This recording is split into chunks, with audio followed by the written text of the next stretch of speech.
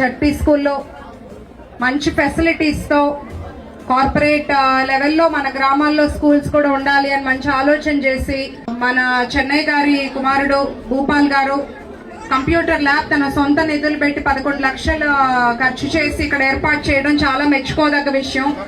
అందరూ ఇక్కడ కోచింగ్ వారి సహాయం తీసుకొని ఆ ఫెసిలిటీస్ ని యూజ్ చేసుకోవాలి.